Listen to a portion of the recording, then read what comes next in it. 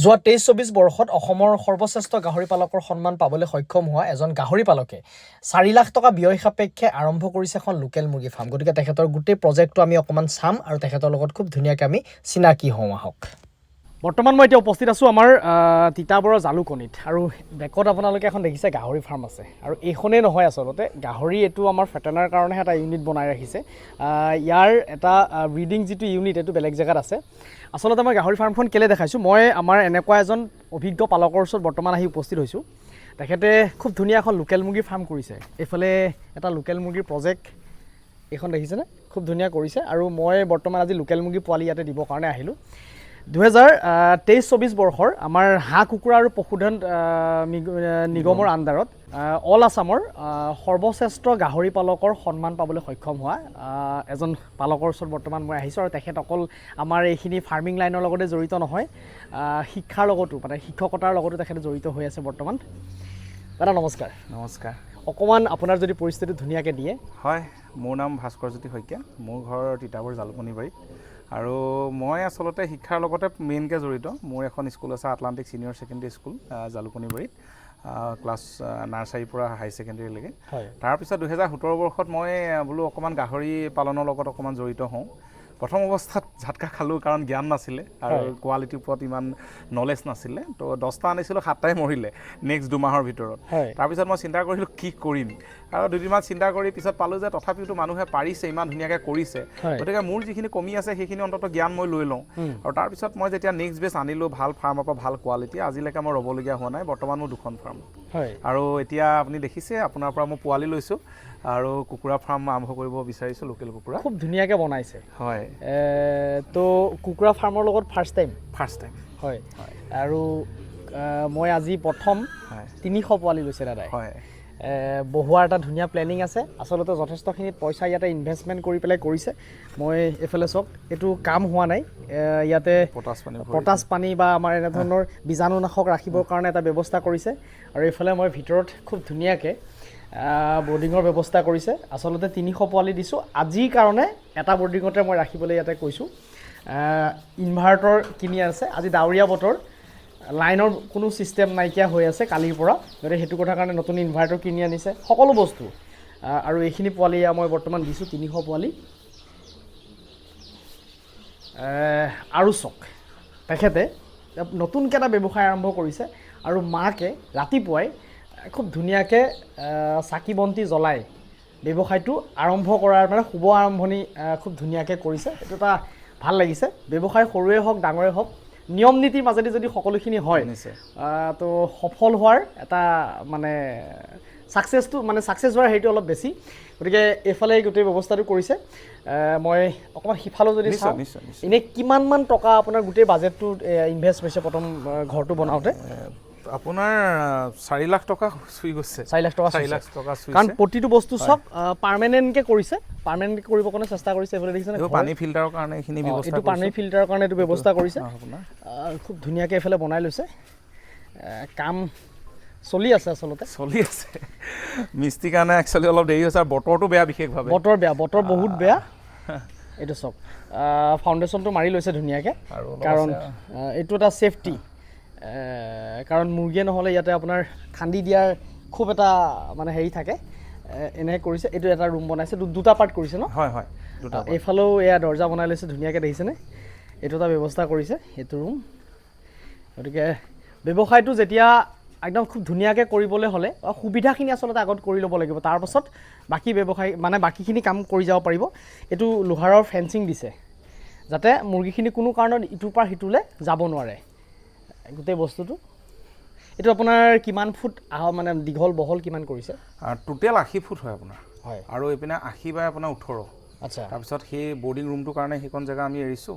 আৰু এইটো কৰিছোঁ একচুৱেলি মেইনকৈ আপোনাৰ আমি যে ৰাতি ভেকচিন আকৌ দিব লাগিব, তো একেলগে থাকিব, দি পেলাই ছেপাৰেট কৰি যাব লাগিব নহয়, ছেপাৰেট কৰি মানে সিহঁতক এই ৰুমটোত ভৰাই যাম। আচ্ছা। ভৰাই যাম তাৰপৰা লাষ্টত যেতিয়া কমপ্লিট হ'ব ইয়াৰ পৰা আনি মানে ইয়াত ভৰাই যাম, তাৰপিছত খুলি দিম আৰু। আচ্ছা। এনেকৈ ইয়াতে ধুনীয়াকৈ তাৰপিছত ইয়াত বাঁহৰ ষ্টেণ্ড দিম আপোনাৰ ইয়াতে মানে মুৰ্গীখিনি থাকিবৰ কাৰণে ষ্টেণ্ড দিব এইটো পৰ্যায়ক্ৰমে কৰি গৈ থাকিব নতুন যিটো মানে ব্যৱস্থা কৰি লৈছে এইটো মই আপোনালোকক দেখুৱাব চেষ্টা কৰিছোঁ ছাইডত পাল দি দিছে ওপৰতো এনেধৰণে আছে এইটো পৰ্যায়ক্ৰমে যেতিয়া দৰকাৰ হ'ব গোটেইখিনি কাম ছিষ্টেমেটিক কৰি গৈ থাকিব আৰু সুবিধাখিনি মানে ধুনীয়াকৈ কৰি লৈছে কামটো কৰিম বুলি ভাবিছে যেতিয়া ধুনীয়াকৈ কৰিছে গতিকে এয়াই মই আপোনালোকক অকণমান পৰিৱেশটো দেখুৱাব চেষ্টা কৰিলোঁ মোটামুটি 4 লাখমান টকা এটা বাজেট এইটো ইনভেষ্টমেণ্ট এইডোখৰলৈকে 4 লাখ বাকি যিখিনি পোৱালিৰ পৰা ধৰি দানাৰ পৰা সেইখিনি এক্সট্ৰা ভিটামিন এক্সট্ৰা ডিন কাৰ এইবিলাক এক্সট্ৰা আৰু এতিয়া মই ভাবিছোঁ কাৰণ লোকেল কুকুৰা যেতিয়া অপেন এৰিয়াটো অকণমান চৰিবলৈ দিব লাগিব তো বাহিৰৰ যিটো এৰিয়া দেখিছে তাত আমি বাউণ্ডেৰী মাৰি পেলাই ফেন্সিং এণ্ড নেট দি পেলাই কমপ্লিট ওপৰলৈ হেৰি কৰি দিম 2 দিনৰ পিছত মানে এই বাঁহখিনিতো আপোনাৰ উঠোৱা এইবিলাক চব উঠিব আচ্ছা ইয়াতে খোলাভাৱে মানে এটা মানে বাউণ্ডেৰী থাকিব আৰু সেইখিনি আৰু বেলেগ হ'ব খৰচ আৰু এতিয়া মই সদায় কওঁ যে লোকেল মুৰ্গী ফাৰ্মৰ কৰিবৰ কাৰণে এনেকুৱা এটা জেগাত আপোনালোকে ঘৰটো বনাব য'ত এটা ফ্ৰী জেগা ফ্ৰণ্টত যাতে থাকে কাৰণ লোকেলটো মানুহে সদায় মানে নেচাৰেল খাব বিচাৰে সেইকাৰণে ইয়াতে ধুনীয়াকৈ এইটো মুকলিকৈ পৰ্যায়ক্ৰমে কাৰণ আজি ধৰি লওক সেইখিনি বস্তু দৰকাৰ নহয় কাৰণ ফাৰ্ষ্ট টাইম কৰিছে যেতিয়া ছিষ্টেমেটিক কৰি গৈ থাকিব মই আচলতে শুভেচ্ছা দিছোঁ ধুনীয়াকৈ ব্যৱসায়ৰ লগত ছাকচেছ হওক তাৰে কামনা কৰিছোঁ অনাগত দিনত যাতে আপোনাৰ আৰ্হি লৈ পেলাই আৰু যাতে আমাৰ পালক আগবাঢ়ি যায় তাৰে কামনা কৰিছোঁ ঠিক আছে আপোনাক ধন্যবাদ জনাইছোঁ আপুনি গোলাঘাটৰ পৰা আহি পেলাই আজি যেনেকৈ জাবান দিছে তেনেকৈ আজি পোৱালি দিছে যথেষ্ট ভাল পোৱালি দিছে আৰু মোৰ উদ্দেশ্য আছে কি আমি এই ব্যৱসায়টো আৰু বিশেষকৈ লোকেল কুকুৰা ছেকশ্যনটো আগবঢ়াই লৈ যাম আৰু আপোনাৰ পৰা আৰু পোৱালি ল'বলগীয়া আছে আৰু নিশ্চয় ল'ম কিছুদিনৰ পিছতে আমি ভাবিছোঁ আৰু 3-4শ এনেকৈ ভৰাম গতিকে বাকী সকলোকে এটাই কথা কৈছোঁ আগবাঢ়ক কাৰণ বজাৰখন আমাৰ হাতত লাগিব আৰু এইখন সম্ভাৱনাপূৰ্ণ আৰু লোকেল কুকুৰাটো মই এইটো কাৰণে বাছি লৈছোঁ ইয়াত কোনো কোম্পেনীৰ এতিয়ালৈকে হস্তক্ষেপটো নাই যেনেকৈ আপোনাৰ ব্ৰইলাৰ এইবিলাক আছে এক ৰাতিত দাম বাঢ়ি যায় এক ৰাতিত কমি যায় তো বহুতে কৈছে লোকেল ব্ৰইলাৰ পুহিবি মই বোলো ব্ৰইলাৰ নহয় মই লোকেল কাৰণ কোম্পেনী সোমাই গ'লে অলপ দিগদাৰ হয় তো সেইটো কাৰণে ভাল লাগিল আপুনি আজি এইখিনি আহি আৰু অকণ কথা পাতিম মই গাহৰিৰ ওপৰত নিশ্চয় কিমান আছে গাহৰি এতিয়া বৰ্তমান গাহৰি বৰ্তমান অলপ মোৰ কম আছে এতিয়া চব মিলাই 100+ তাৰমানে কি হ'ল যিহেতু দুবাৰকৈ আমাৰ বেমাৰ আহি গৈছে মোৰ কাষতে ফাৰ্ম উৰি গৈছে আৰু মই বাচি আছোঁ ভগৱানৰ আশীৰ্বাদেই হওক বা মোৰ বিশেষকৈ বেমাৰটো আহিছে বুলি কোৱা শুনিলে তিনিচুকীয়া পিনে শিৱসাগৰ পিনে প্ৰথম শুনো তেতিয়া আমি কি কৰোঁ কোনো পোৱালি যদি বিকিবলগীয়াও থাকে তেতিয়াও নিবিকো কাকো আহিবলৈও নিদিওঁ আৰু নিজেতো গাহৰি মাংস নাখাওঁৱেই বা যিসকল মোৰ ইয়াত কামত লাগি থাকে তো এনেইতো মোৰ আপোনাৰ 300-400 এনেকুৱা থাকে কিন্তু অকণমান ৰৈ দিছোঁ আৰু মই ডাইভাৰ্চিফাই কৰিব চেষ্টা কৰিছোঁ কাৰণ এটা ছেক্টৰত যেতিয়া আপোনাৰ গোটেই পইচাটো আপোনাৰ সোমাই থাকে যদি কিবা কাৰণত ভগৱানে নকৰক তেনেকুৱা চিটুৱেশ্যন এটা আহে তো গোটেই পইচাটো উৰি গুচি যাব সেইটো কাৰণে মই চিন্তা কৰিলোঁ নহয় যে এই গাহৰিটো অলপ লাগি থাকক লোকেল কুকুৰাটো লাগি থাকক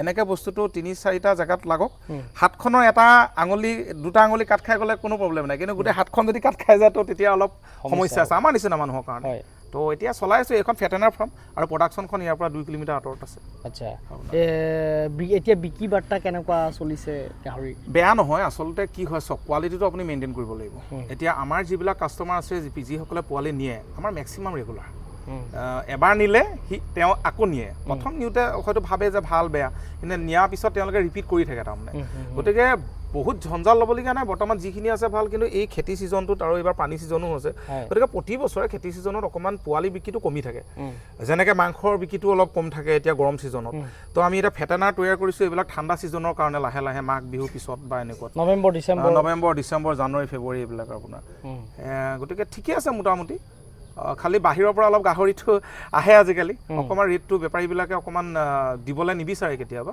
গতিকে এইটো এটা সমস্যা আছে আমি ভাবিম যে চৰকাৰে এইটোৰ ওপৰত কিবা খুব সোনকালে বিশেষ ব্যৱস্থা ল'ব আৰু আমাৰ গাহৰি পালক সন্থা যি আছে মই নিজেও জড়িত গতিকে এটা ভাল চৰকাৰৰ লগত আলোচনা কৰি এই ক্ষেত্ৰত এটা যাতে ব্যৱস্থা লয় সোনকালে তো ভাল লাগিলে আজি এনেধৰণে আহি মই আচলতে আজি 3টা বজাতে উঠিছোঁ মৰাণত পোৱালি পঠাইছোঁ আমাৰ নগাঁৱৰ ৰহালে পোৱালি পঠাইছোঁ যোৰহাট তিয়ক বলমাত পোৱালি পঠাইছোঁ আৰু তাৰপিছত ইয়াত মই নিজে আহিছোঁ কাৰণ কেলৈ আমাৰ তিতাবৰলৈ ৰাতিপুৱা সোনকালে গোলাঘাটৰ পৰা গাড়ী নচলে গতিকে নিজে আহি পেলাই নিজে তেখেতে মানে চালোঁ গোটেই পৰিৱেশটো কেনেকুৱা কৰিছে ভাল লাগিছে আহি গতিকে ধন্যবাদ থাকিল নমস্কাৰ ভাল লাগিলে